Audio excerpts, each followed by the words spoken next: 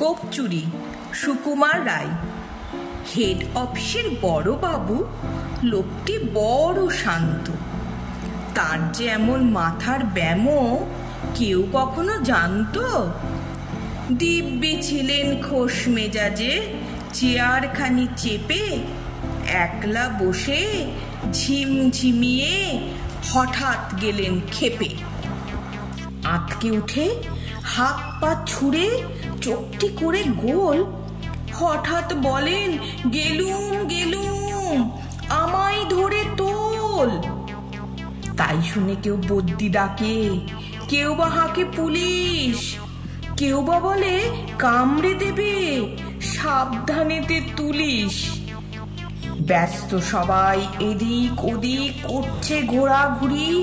বাবু হাঁকেন, ওরে আমার গোঁফ গিয়েছে চুরি।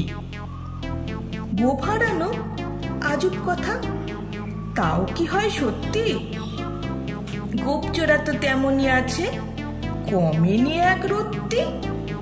সবাই তাকে বুঝিয়ে বলে, সামনে ধরে আয় না, মোটেও গোঁফ হয়নি চুরি, কখনো তা হয় না।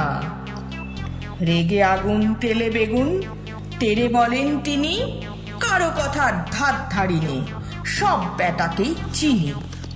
নোংরা ছাঁটা, খ্যাংরা ঝাঁটা, বিচ্ছিরি আর ময়লা, এমন গোঁফ তো রাখতো জানি শ্যামবাবুদের গয়লা।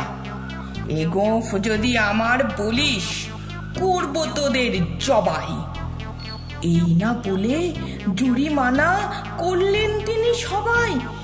ভীষণ রেগে বিষম খেয়ে দিলেন লিখে খাতায়, কাউকে বেশি লাই দিতে নেই, সবাই চড়ে মাথায়। অফিসের এই বাঁদরগুলোর মাথায় খালি গোবর, গোঁফ জোড়া যে কোথায় গেল কেউ রাখে না খবর। ইচ্ছে করে এই ব্যাটাদের গোঁফ ধরে খুব নাচি, মুখগুলোর মুন্ডু ধরে কোদাল দিয়ে চাচি। গোঁফকে বলে তোমার আমার, গোঁফ কি কারো কেনা? গোঁফের আমি গোঁফের তুমি, তাই দিয়ে যাই চেনা।